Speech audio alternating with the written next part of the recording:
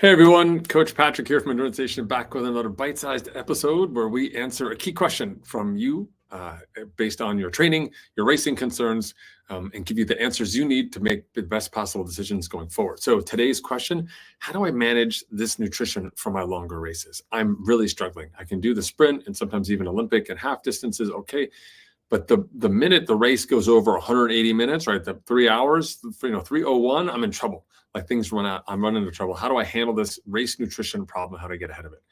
This is very, very common. And so you should know that, and you probably already know talking to your teammates or friends, that dealing with nutrition long course wise with the nuances of the time and the different types of nutritional needs that you have and the available fuels, both on the course and what you can carry with you, brings with it sort of a really difficult balancing act between making sure you're answering the needs that you have of your body, the demands you're placing in your body, but that you're also using the fuels that actually sustain you over time. There's great food out there, but it may not be the best food for the race. And the race conditions may change the type of food that you want to take in. So where do you begin? How do you even start this problem, right? You've got discomfort, you don't want to eat, you're not drinking, et cetera. What do you do? So step one is that Endurance Nation, very simple process for you. We recommend you actually start with a sweat test.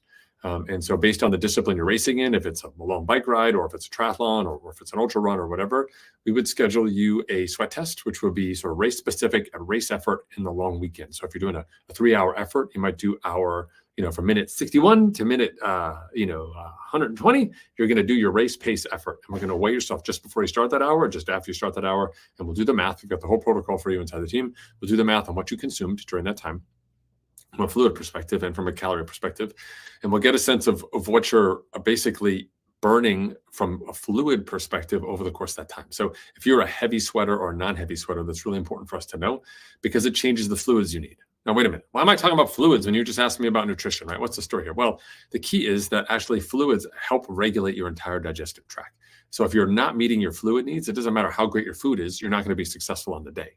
You can get by with fluids and fluids with some calories and minimal food in a race. You cannot get by with zero fluid and lots of different types of calories during the day. Not going to happen. Just, you can't get it. You'll be dehydrated. So we start with the fluid first and we solve for your fluid. So if we know you need 1.5 bottles or 2 bottles an hour, depending on whatever it is you're doing, right? Let's say you need 32 ounces an hour of fluid. Then we take your nutrition of choice. We put it in those bottles. We mix it at the right ratio. So we say, okay, you're drinking all the fluids you need. So we know you're fluid okay during this session of for your race. And then beyond that, we also know that you're getting X amount of calories because we can see that fluid has a certain amount of calories and electrolytes in it. So we know what's there. Then we go back step 2 and we take your lean body mass and say, hey, okay, well, how big are you? How hard are you working? And then we use that to calculate the remaining calories that you need during your event. And what we've done there effectively is we've solved for this, not by, did I feel good at the end of today's ride? Or did I feel bad? Like, was I okay at the end of my run? Did I need to eat something or did I not? Like, when did I pee after I finished that ride? Like, I feel like it was close enough. I'm sure my nutrition is fine. We take all of the guesswork out of that and we just solve for the fluid needs, which you need to do anyway, then be back in the calories. And now you've got this formula that you go pilot on the remaining weekends of your training leading up to the race. So if you're 12 weeks out and you do the sweat test early, then you've got, probably from like weeks 11 to 4 or 3. So you got about 7 to 8 weekends in there where you can test that nutrition and dial it up and dial it down based off of on your actual performance. But we're starting at a baseline level that allows you to make good decisions of, I need a little bit more, I think, or it was hotter, so I needed more fluid, a little less calories, little solid calories. Whereas in other scenarios, you might be like, oh, that was a really tough ride day today, like super headwindy, lots of extra effort, low torque stuff on the bike, or just pushing on some hills.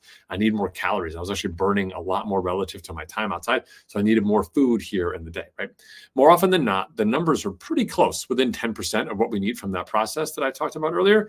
And it really comes down to distribution of calories, because the other part of nutrition in long racing is that people learn over time that they need to start eating earlier than they want and drinking earlier than they want, and they have to do it in a consistent manner. So you just have to be sort of default drinking on the go.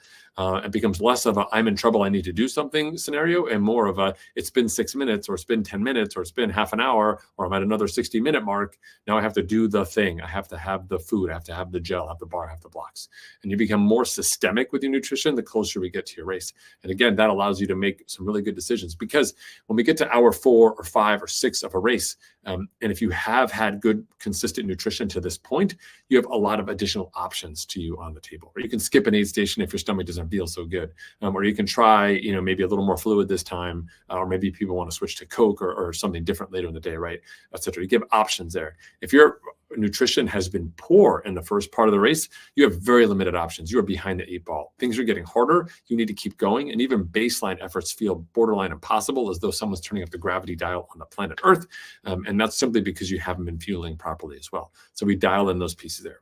The other side of the sweat testing and nutritional dialing in process too is that it allows you to see what that race nutrition is going to look like much earlier than race day. So we avoid that surprise on race day when you say, oh my God, turns out when I drink insert name of sports drink for 4 hours, I get into trouble. I didn't know that. I only found that on a race day. Don't find that on race day.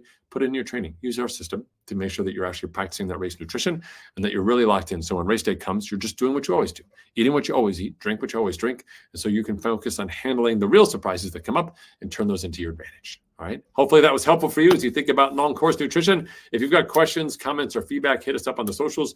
We are on Facebook, Instagram, and Twitter, or X as people call it these days. I look forward to seeing your questions. Until next week, be well.